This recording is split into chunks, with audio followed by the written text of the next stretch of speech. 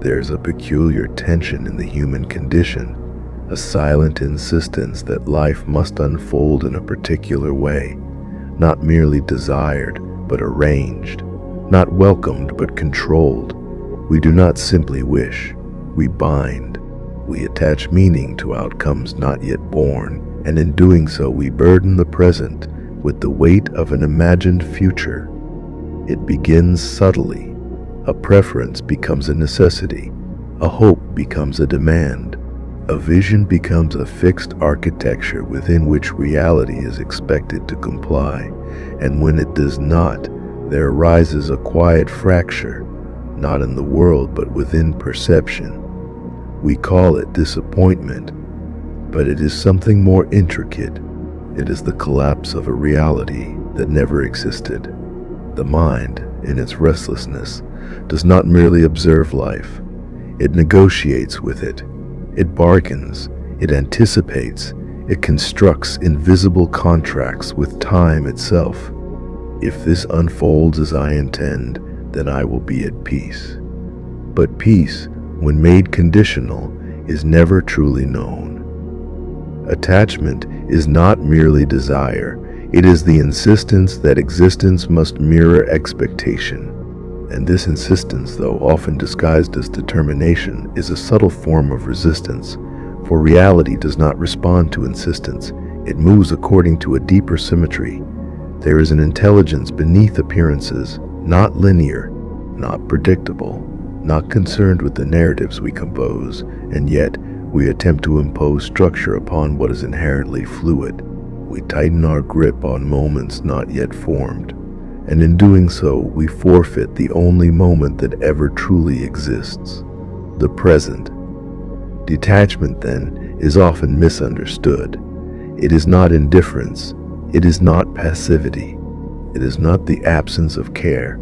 It is clarity without compulsion, to desire without becoming possessed by the desire, to move without forcing the direction, to act without anchoring identity to the result.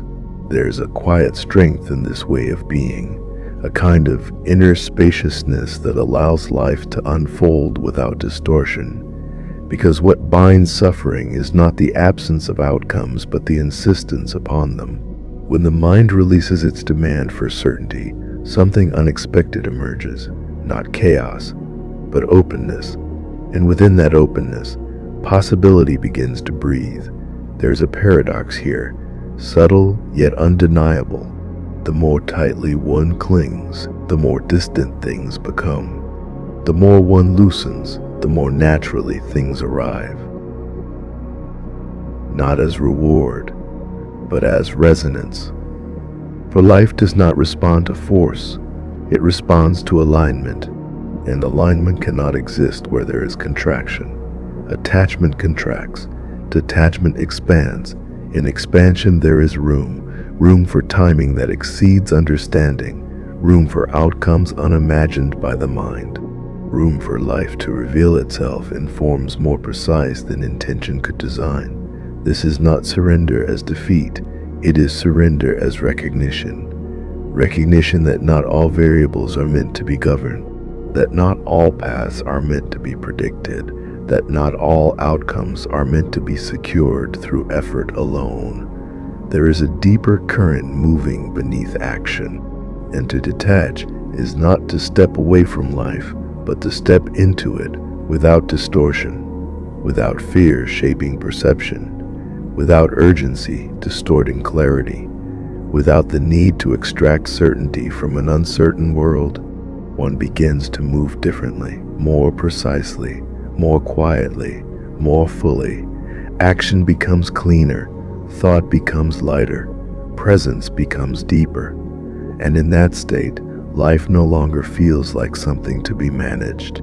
It becomes something to be met, without resistance, without projection, without grasping. There is, in this, a kind of freedom that cannot be manufactured. It arises only when the need to control outcomes dissolves, and what remains is not emptiness, but a profound steadiness, a way of being that does not depend on what happens next.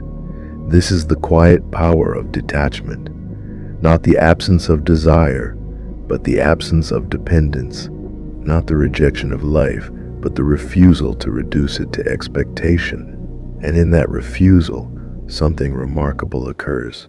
Life, unconstrained, begins to move toward you with a precision no effort could replicate, not because you demanded it, but because at last you allowed it.